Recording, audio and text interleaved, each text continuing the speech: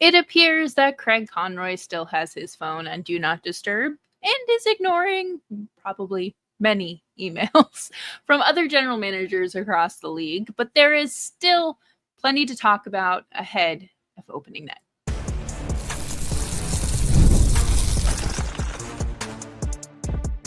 You're Locked On Flames, your daily podcast on the Calgary Flames. Part of the Locked On Podcast Network, your team every day. Hello, everybody, and welcome to today's episode of Locked On Flames. As always, I am your host, Jessica Belmosto of the Win Column and Offside News. Thank you so much for joining me today. Today, we are going to be diving into more questions that need some answers, and those answers have to come before opening night, because ultimately, this season may be a wash one way or another. And we need to figure out and declare a direction and stick with it. But some pieces from the Jenga tower have to be pulled, and ultimately it might come crumbling down. Make sure you subscribe to Locked On Flames wherever you get your podcasts, as well as YouTube. And let's dive right into this with, I'm sure, the number one question on everyone's mind. When is Rasmus Andersson getting traded?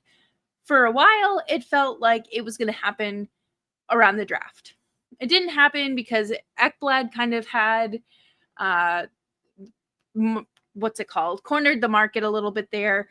And then once he re-signed in Florida, I fully expected the floodgates to open and everyone kind of standing in line saying, all right, let's go. This is my proposal. This is what I want in return. And Craig Conroy would just have like a number of offers to choose from. And maybe he has had those offers. We do know that the LA Kings were involved and there was a trade all lined up, but Rasmus Andersson ultimately said, no, I'm not extending there, so no. And we're still at the starting line. And it is just waiting for the other shoe to drop. And I, as a fan, don't enjoy it. And I don't think other people like it either. It's the anticipatory, is he getting traded? Do we really want to go into the season again with another pending UFA distraction? Are you sure you want to do this? We know that Andersson can be flippant. That feels like too derogatory, but we know that he's not afraid to use his words in media availabilities. So does it become like a Nikita Zadorov situation where one comment just sets the locker room ablaze or turns this whole situation sour? It's very possible. And what I've been thinking about a lot lately is, it is so disheartening and sad to watch Rasmus Andersson go from the guy that I thought was going to be the next captain of the Calgary Flames. The offseason where they were going to, when they eventually named Backlund the captain, my top three contenders were Andersson, Weegar, and Backlund. Rasmus Andersson has been the heartbeat of this team for so long.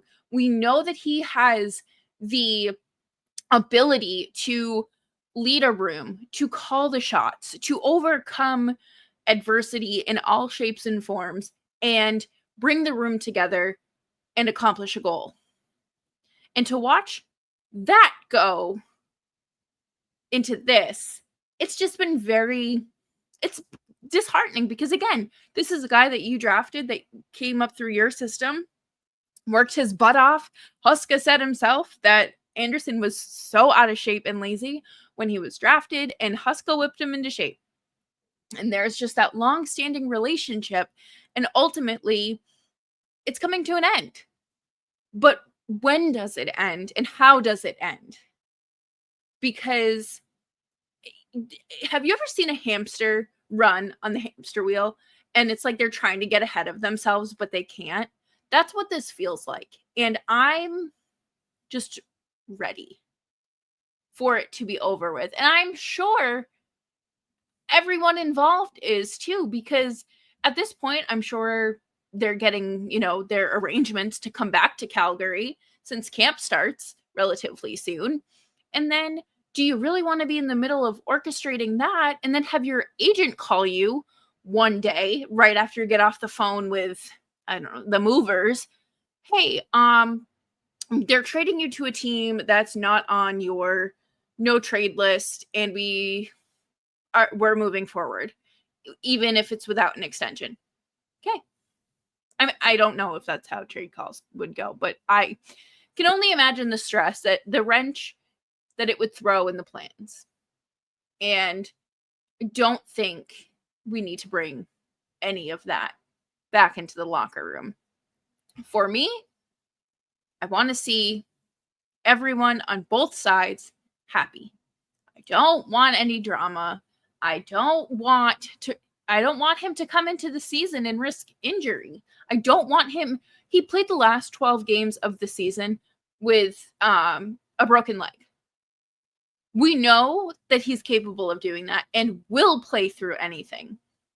But at what point does that injury kind of branch off into more severe things that could keep him out long term, and ultimately you're kind of SOL and you may not get that great return that you originally anticipated. So when does he get traded? I know for me, I would be trying to do it as soon as possible, quite frankly, but Conroy is fine bringing him into the season. And like I said on yesterday's show, his job is not as simple as playing Sims, because if it was, we would have been Stanley Cup contenders already. But unfortunately, that's not how any of this works. And we're going to talk about playing games coming up next here on Locked On Flames as we talk about Connor Zary's contract holdup, because I guess too many chefs in the kitchen.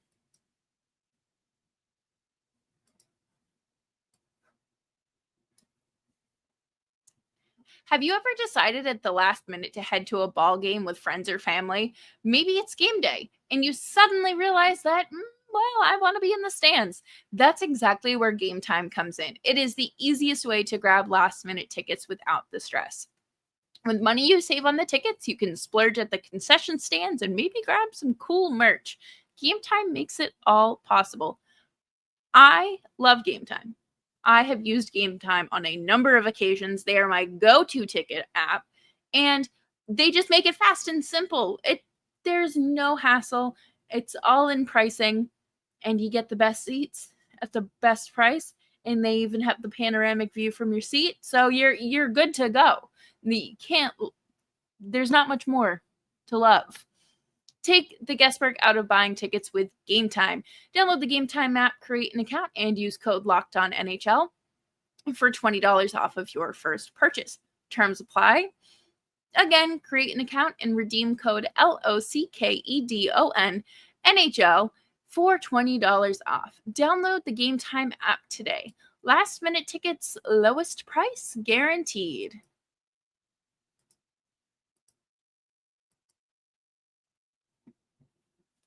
Thanks, everyone, for making the show part of your day. Make sure you're subscribed wherever you get your podcasts, as well as YouTube.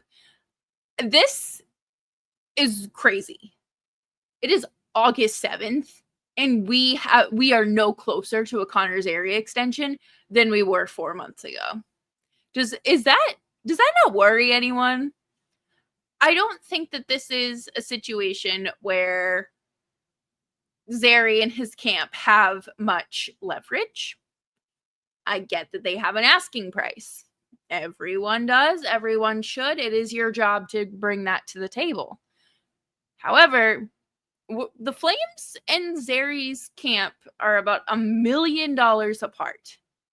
The Flames are coming in closer to $3.5 million, while his camp is at the mid fours. Okay, cool. It's not like he's asking for 7. I think that would be egregious, and we all know that. I think, knock a little sense into everyone there. But Connor Zary has only played 117 NHL games. He missed significant time this season because of 2 injuries. And for me, I don't want to say only having 61 points in 117 games isn't $4.5 million worthy, but I want to see more. I would want to see more and on a consistent level before I gave someone $4.5 million. But at the same time, I'm ready to tell Craig Conroy, just get it over with. Please give them the 4.5 or whatever they're asking. I want this kid signed. And for Zary, I think one of the biggest things is the what ifs.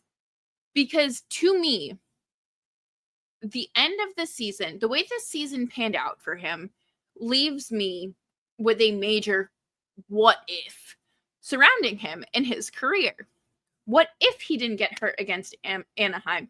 And what if he did? And then what if Rantanen never crashed into him and re-injured that knee?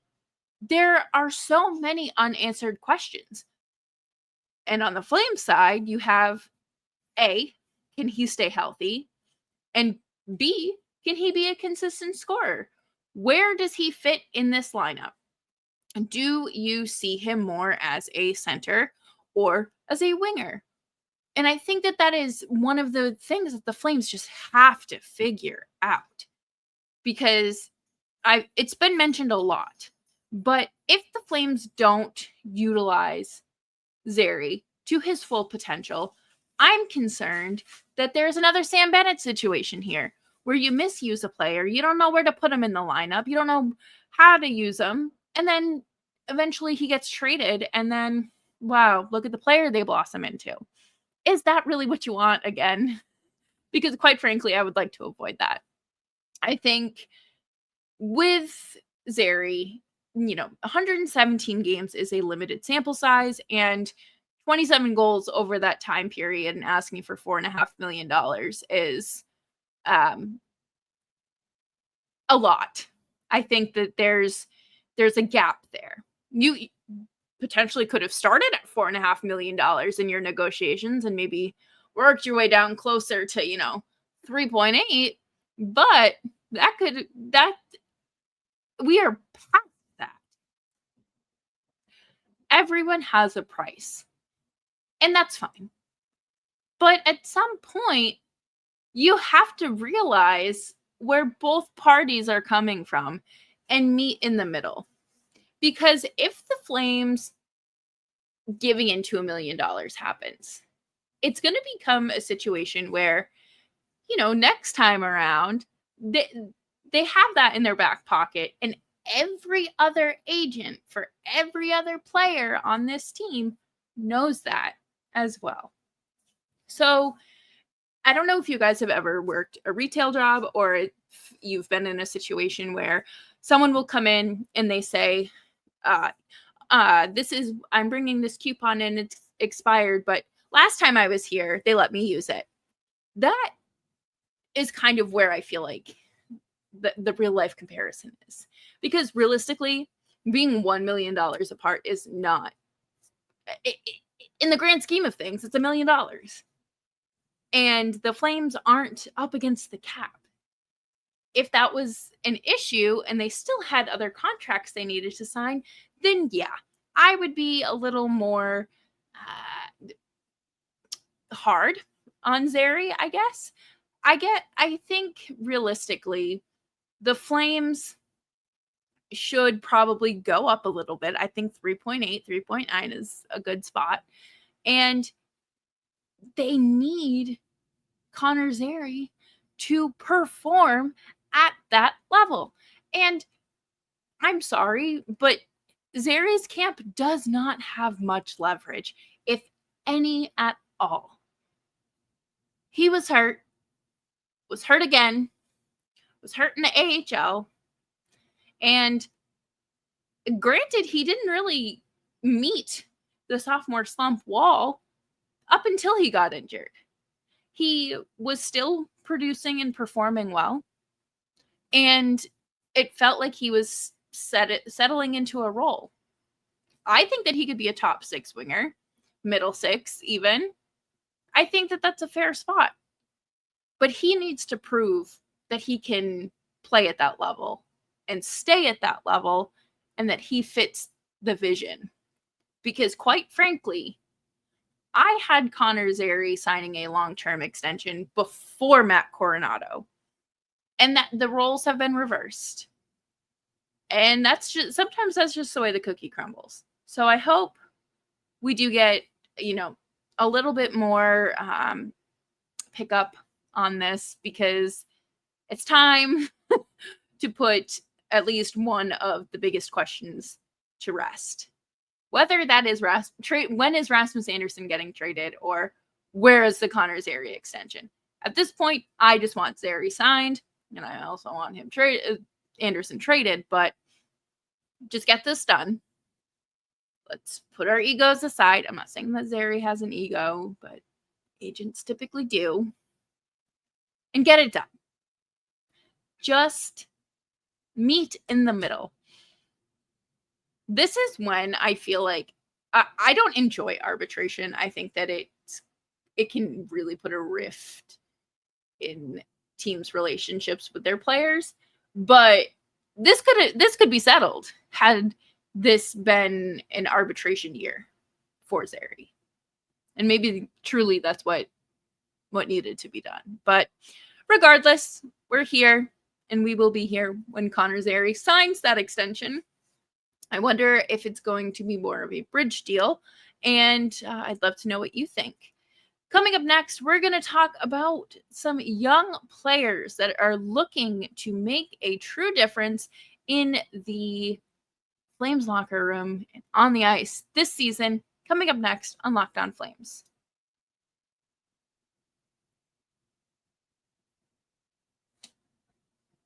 Thanks, everyone, for making Locked On Flames part of your day. Make sure you're following me on Twitter at @JustBelmosto.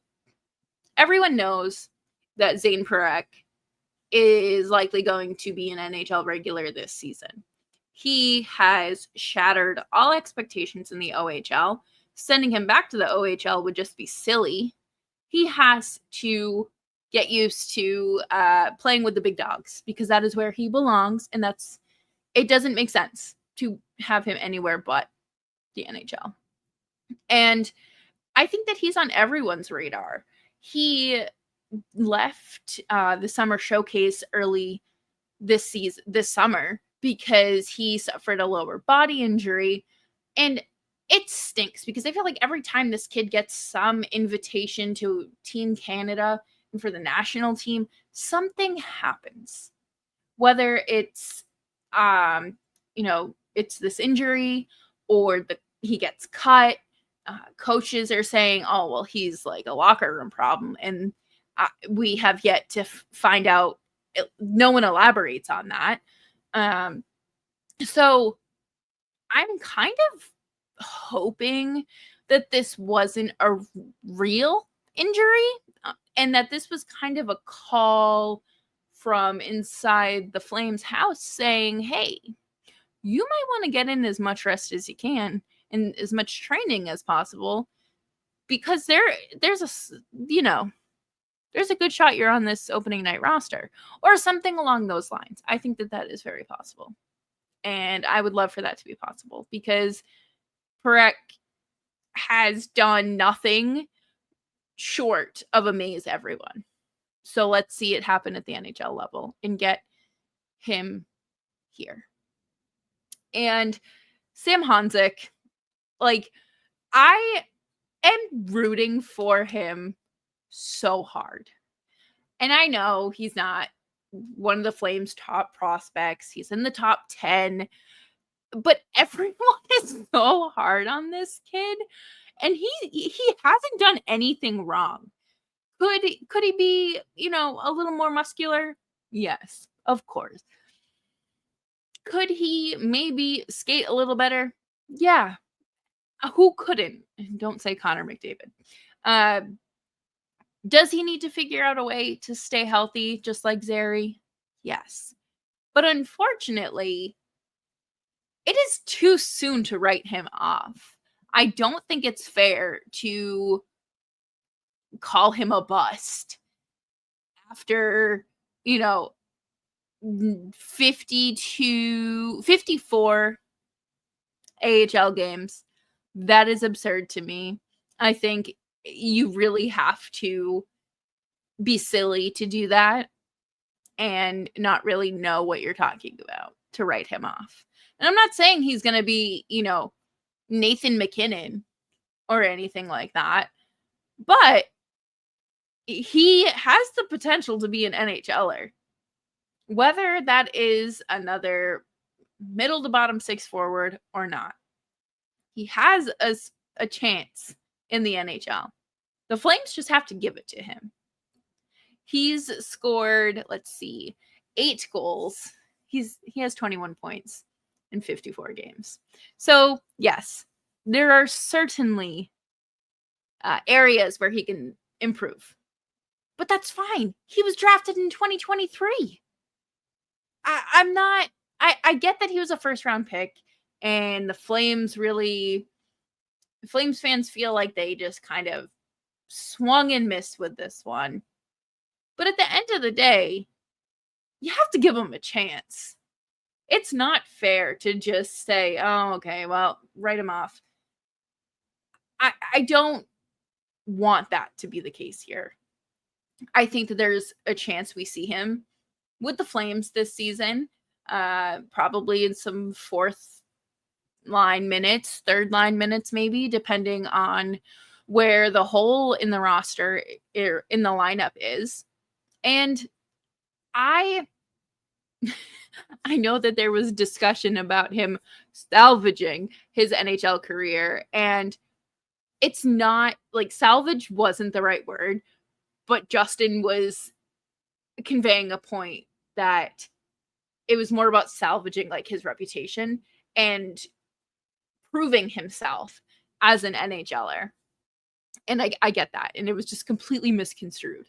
But I really want Honzek to spend time with the NHL club this year. He's been training all summer with Martin Pospisil, and those two have a really special bond. They're both from Slovakia, and they both, are those underdog type players. And I really hope this is the year that we see some big steps forward for the 20-year-old Sam Honzek.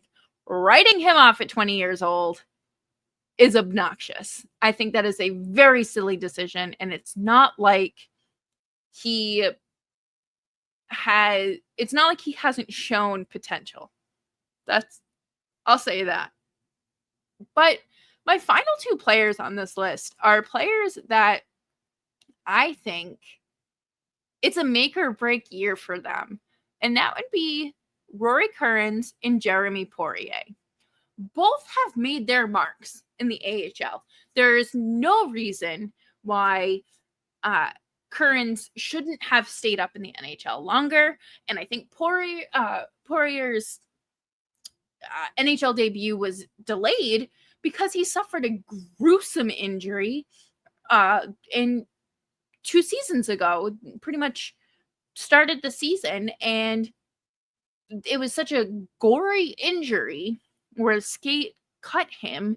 He didn't know if he was going to be able to play hockey again, and it was such a scene that the team did not talk about it, and they pretended it did not happen because of how traumatic it was. And the fact that he was able to go back out there and play hockey and play at the same level he was playing is pretty impressive.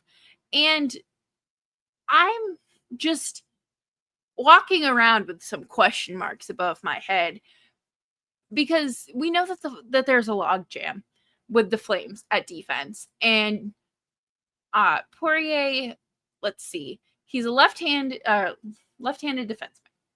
You know what the Flames have a lot of? Left-handed defensemen. And they've already got Kuznetsov and Solo called up. Those are the players that they're going to resort to. I would like to see him make his NHL debut with the Flames, or they need to trade him. they need to let him have his shot elsewhere. Rory Kerins is a player that could absolutely go somewhere else and be a very solid depth player. Unfortunately for the Flames, they have a lot of those. And there's only so much room on your roster. And Rory Kerins he played 5 games with the Flames and had 4 points. It made no sense to send him back to the AHL, but they did that. And he had 61 points in 63 games with the Wranglers. He's a playoff performer too. He had 33 goals last year. 33 goals. He has consistently been the Wranglers' best player.